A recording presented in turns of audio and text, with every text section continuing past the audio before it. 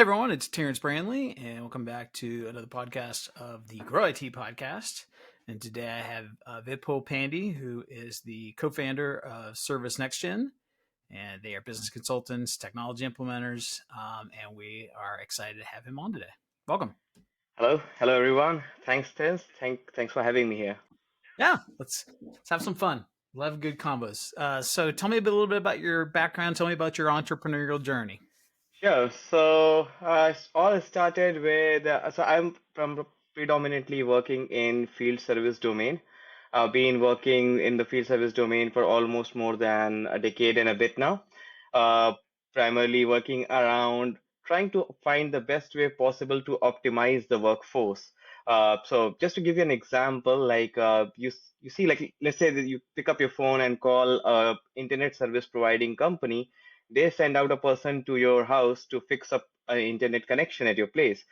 But have you ever thought who that person would be? How do the telephone company or the internet service providing company actually pick up that this is the right technician to go out there and do that work for you?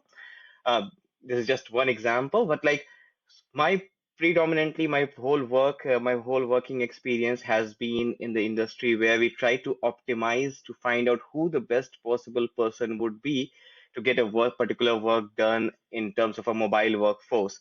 Now, this could be an internet service provider who comes down to your house. It could be an hydro technicians who go out there, does the work for all the hydro workings, or it could be a utility technician, or it could be anybody, even a utility person who comes down the road to take a meter reading or something of that sort. So any place where you have a person who goes out there in the field to do something or provide a service, we try to optimize their workforce to give the best possible outcome, keeping in mind what their different objectives or priorities are.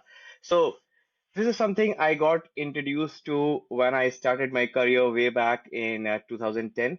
I got introduced to this whole world of workforce management. I was a consultant at Accenture, was started working at Accenture, and this is where I was introduced to this whole world of workforce management or field service management per se. I started with them, I started supporting, and I saw the unique flavor of, and it was a pretty interesting problem to solve because every place you go came up with a unique challenge of optimization or giving that unique flavor of optimization. Because there could be, for a utility technician, there could be an emergency scenario which needs to be addressed, whereas in case of a let's say a telecom, you might need to optimize just the route of the technician so that he is much more effective in getting that done. So it felt pretty unique. It was something that I had not heard of in my previous experiences or anything of that sort. So we started with that. I worked as a consultant for them. I moved to Canada in 2014 and continued working in the same domain for the next few years. At a point, I realized that it's a time for me to step out and start my own entrepreneurial journey for different reasons. Because in this service space, there are still companies who provide these type of services, but still in a very raw format. Like there isn't a proper methodology behind those services, and that is what I had learned along with my previous experiences. I had learned that, and I wanted to make something which is much more derived out of practical experiences and utilize that. And that's how I started my entrepreneurial journey. I was fortunate enough to find a couple of my own co-founders as well along with me who had the same vision, and that's how we started Service Next Gen. Wow. Okay, so this is a pretty cool. What you guys are targeting, and I want to make sure I kind of delve into this, right? Because when you talk about like field service management, you kind of touched on it in your answer. There's B2C applications, there's B2B, Correct. and there's some fascinating developments that are going on because of the advancement of technology, IIoT, right? Industrial Internet of Things, just Internet of Things.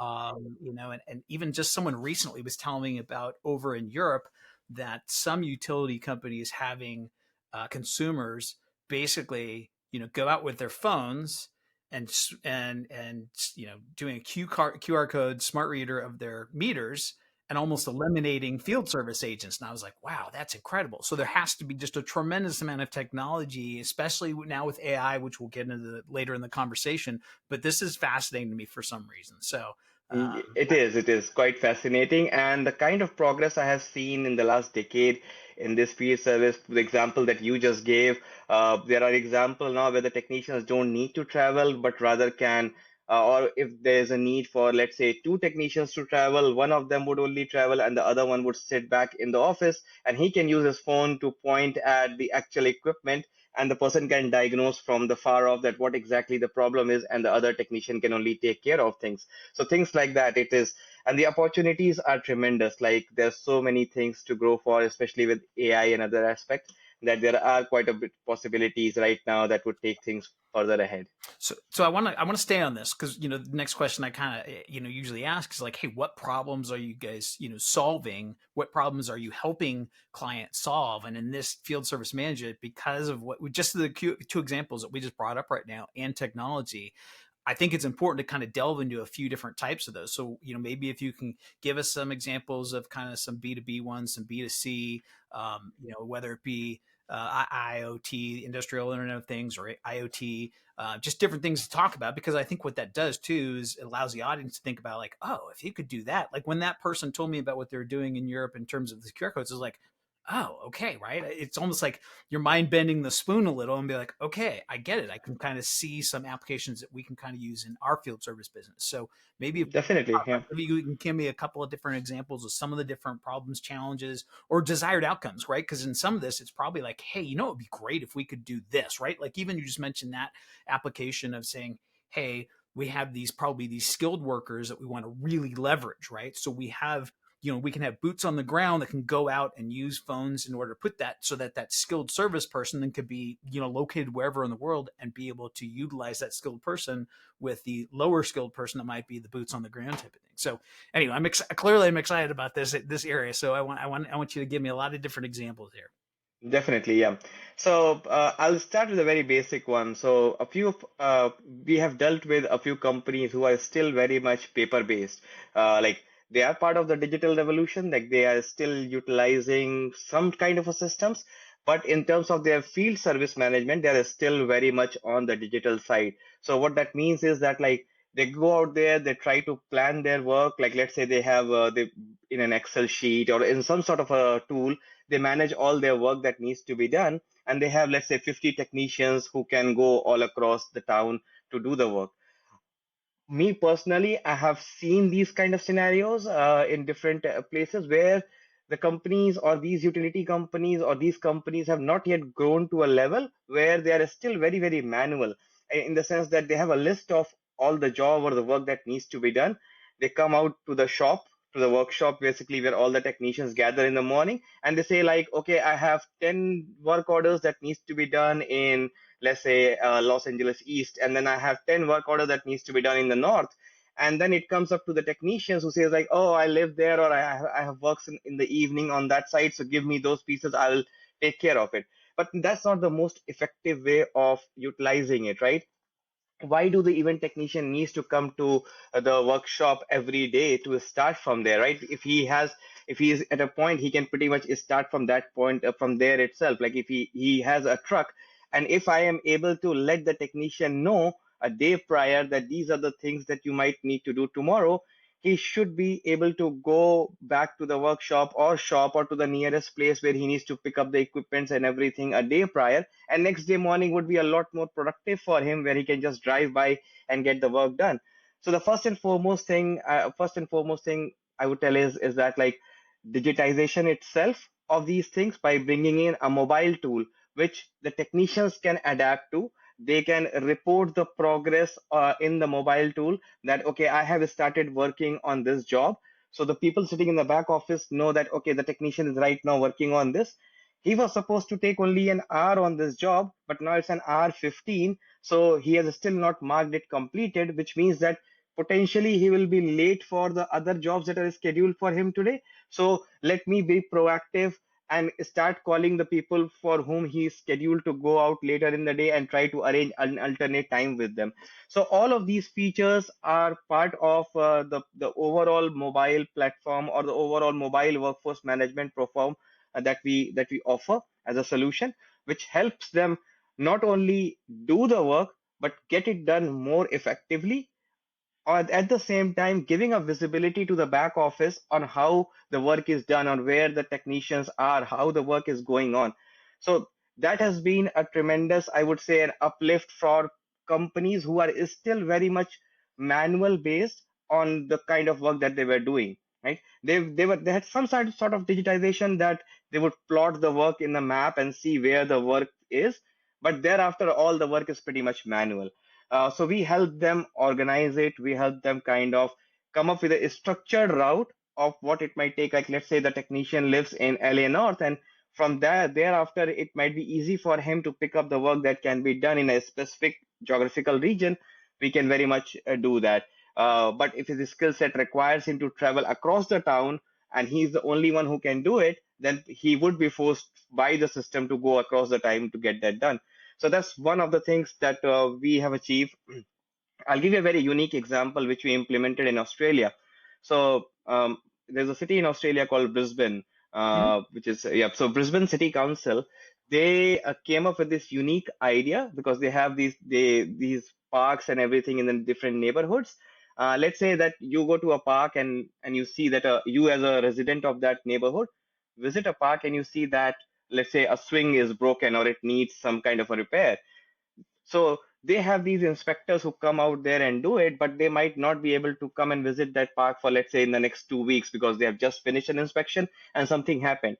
So as a resident of that park, you can go out there, take a picture of it, and you can automatically create a ticket, which would then go into our system and say like, okay, this is something that would need a fix. Somebody at the back office team would look at it, look at the severity of it. If it is something that can cause a hazard, let's say the kid who might go onto it next might get himself hurt or something, they would just increase the priority of it or decrease the priority of it, and it automatically goes on and gets scheduled to a city technician who can go out and fix that. In a similar way, you can do it for any of the assets from the city that is on there lying around in the city. So if you see a water hose that is not working properly or anything of that sort, so that was pretty unique for us because that is like, right, we can see our application being used by the residents of a particular neighborhood who were using it and then sending it out. So that was pretty cool that that's something we did. And another good example where we felt like the application has really helped people, or the field service management has really helped people, apart from different optimizations, another field was there has been scenarios where these technicians tend to go out to a place where either they are in a remote position or they go inside a very confined space, and sometimes it is risky to get in there. The Mhm. applications provide you a kind of a visibility. Let's say like a, you, while you're getting in, you turn on a timer and you go inside and you say like, I should be out in 15 minutes. And if 15 minutes have passed and you are not out, it automatically sends out alarm bells to the back office telling them that this person has gone in and there might be a need to check upon him and all those kind of things. So it not only optimizes and it's not only good for business, but it's also good from a perspective of the safety of the field technicians. And it is making the life better for everybody, for the businesses themselves as well as the technicians. And it definitely provides a much better customer experience, right? So like just an example, nowadays if you try to book for, let's say, a telephone or a internet booking, you would know, you will get a notification saying that John Smith is about to reach your house in next 30 minutes and this is how he looks like. So that way you know that, okay, the person who's coming in is John Smith and this is his photo and he would be here in approximately 30 minutes. So all of these things, like it gives better customer experience, is definitely better for business, and it's definitely safe for the field technicians. It's so exciting to me. And you just mentioned one that I actually encountered myself. We had a service technician that came out to our house for to fix our air conditioning unit. So an Mm-hmm. HVAC service, local service company. And to your point, right? So we got a text message, and it showed me, that John was coming over. It showed me a picture of John.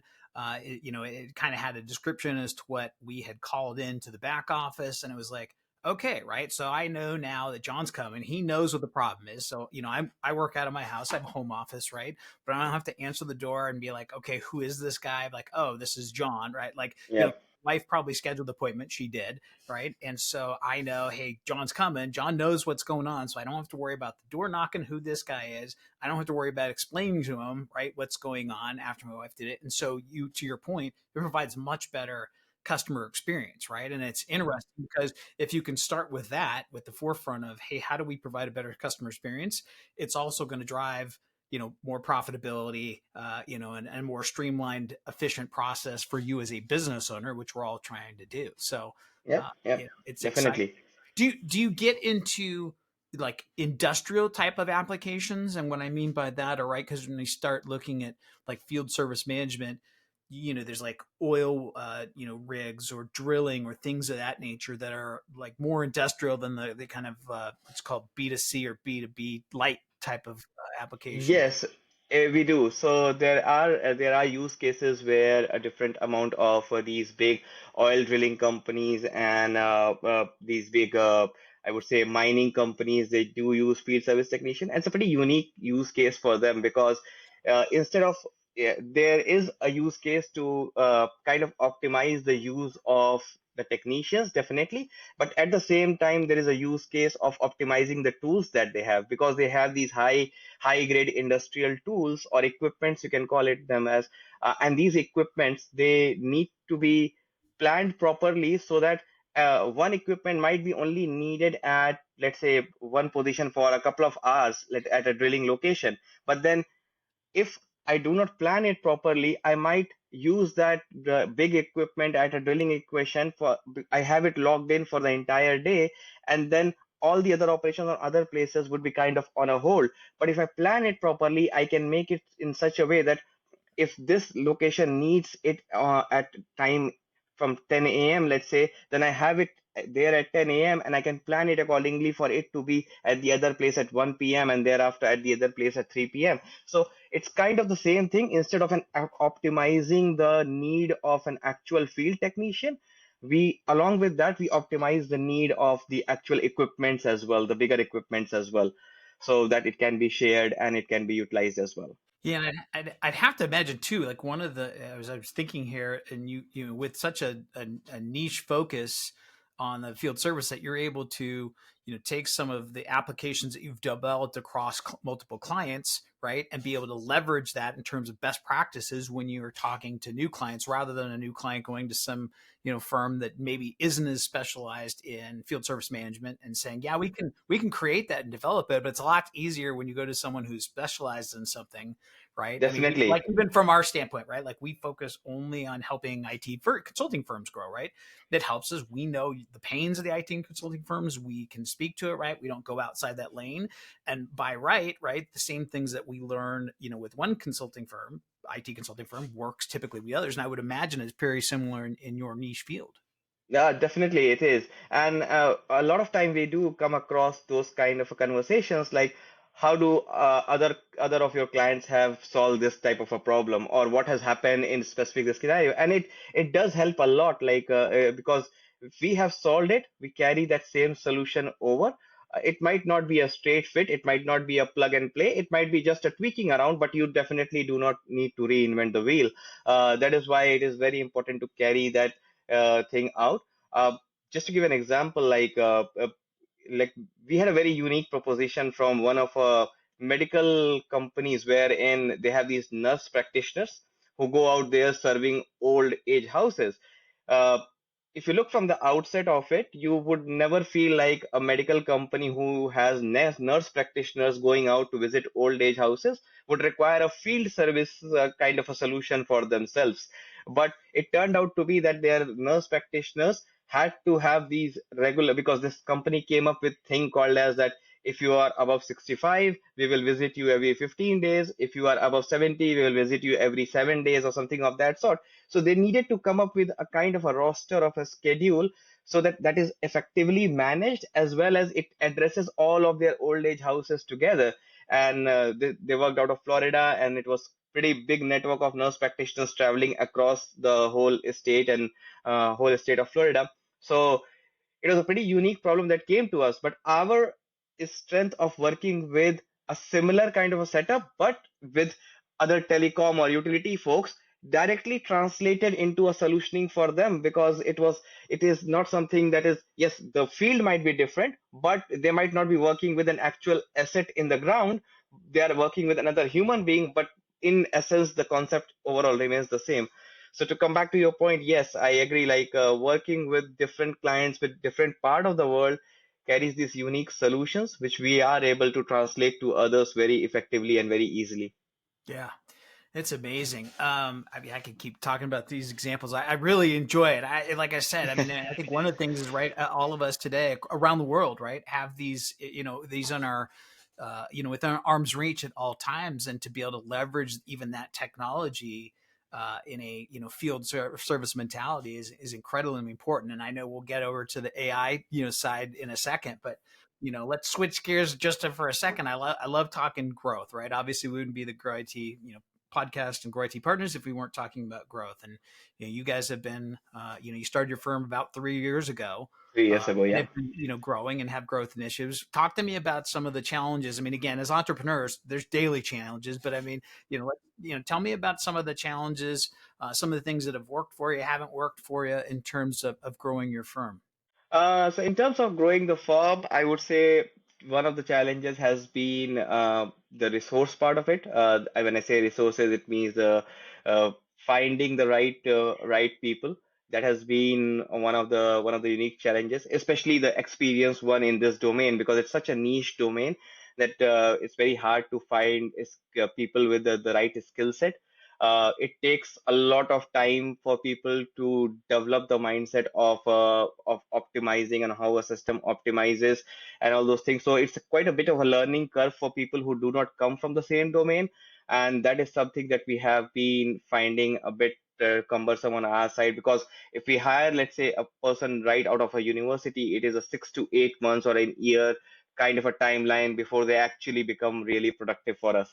So that has been kind of a pain right now for us. Uh, the other thing has obviously been that kind of resistance from these unions at different different client bases, because they have been working for past couple of decades or more than that with a specific mindset, with a specific thing. And a lot of these people out there in the field have had the freedom of doing things their way, right? So now with this automation coming in, it is basically a system telling that basically you go in and do this job first and do this, attend to this thereafter. So there is kind of a resistance to that from them. But I guess the senior management of these different companies and everybody is, I mean, it comes down to us to kind of sell that idea or give them that vision of how productive it would be for the company, and even for the technician perspective, how it can be better for them as well. So we do see a bit of a resistance from a few of our client bases in terms of how exactly will it be, because we are, if some, for them it is, if it is working for us now, we are good, we are profitable, why do we need to bring this in? And when you show them the actual benefit out of it, only then they realizes of it. I guess change is something that a lot of people are hesitant to. So I think it is part of that. But I've said these two have been our primary focus areas where we are trying to come up with innovative ways to move forward with, so that we can address those challenges. The, I mean, that there are certain industries that always seem that they're a little bit more resistant to change or a little bit slow to change, right? And you touched on it. Some of the, service industries that are a little bit, let's call it more blue collar, right? And so those aren't typically folks that are as comfortable with the tech side of things as others may be. And so that's always a tough one. And you kind of talk to both sides, right? Because the business folks up at the top understand the efficiencies of customer experience side, but at the end of the day, it's the boots on the ground, the guys and gals who are doing the hard work that need to Exactly. also buy into it as well, and that's always a tough, a tough part of it. And then on the service, anyone that's in a service business, the people side's the hardest thing, right? I mean, when you're trying to grow your firm, right? We're not making widgets, right? So it's not like, hey, we'll Definitely. just go buy another sheen to make double our output. It takes specialized, people with specialized Skill experience. set, yeah. Yeah, and that's what it makes it more challenged. What are sticking on the growth, and what are your goals for your firm, and what are when you talk with your founders, what is it that you're trying to accomplish, both short term and probably long term? Short term, our goal is to make our processes a bit more effective. So that was the whole mindset behind opening Service Next Gen.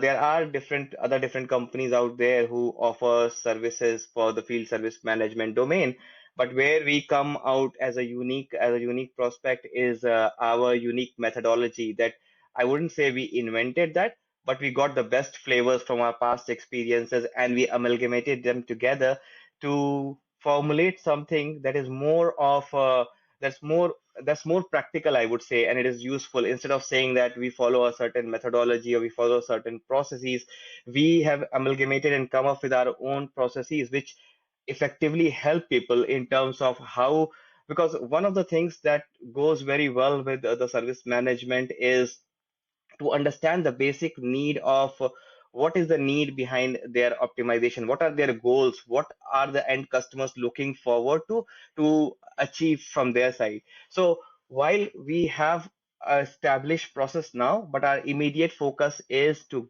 grow to a point where it becomes kind of a repeatable thing where we can just use that processes across the board and set up a industry wide practice kind of a thing which can be utilized thereafter, that it is more of a plug and play kind of a solution, so that you take it, tweak it, a book, like it is kind of a playbook that you go by it. We are in the process of getting there. We haven't reached there, but we are in the process of getting there. In the long term, definitely our aim is to be at a point where we are the go-to people for any kind of a field service solution. So anybody who needs any kind of a field service recommendations or anything to do with their business processes or a help with their IT processes or a solution to optimize their workforce management, we want to be established as the go-to people to address those. Here's a question for you. Do you see yourself getting into the part of your offering could someday be platform driven, meaning that you guys develop your own internal platform, or are you going to stay platform agnostic and just allow for the flexibility, to build, let's call it custom or clients need? Because to your point you mentioned, I know that there's platforms out there that exist Yeah, for, field service management, but, you're kind of stuck with what they have. And again, I'm curious, right, from a business perspective, is if you yeah. guys look at that and say, okay, do we want to go that route? Do we want to at least not close that door? I mean, what are some of your thoughts on that? Yeah, so we would like to be platform agnostic throughout. The reason being that there are definitely these platforms that do offer certain benefits out of the box that we want to leverage, but they we from our experiences also offer things that can be plugged on top of those platforms that are immensely beneficial. So we of our own experience have started things that we call as our own accelerators, which are things that can be plugged along with these platforms that are offered in general in the market. So we definitely would like to be platform agnostic, because there are customers who is specific to a particular, who like to be driven to a particular type of platform, and we do not want to become a bottleneck in those cases. So it is just enhancing our skill set to adapt to different platforms, but we would like to be platform agnostic as much as possible. Yep, it makes sense. I asked that because I have a couple of friends, entrepreneur buddies of mine that own businesses, electrician businesses, HVAC businesses, and Hmm. we talk about the different software and the platforms that they use. So I'm aware of some of those out there, Hmm.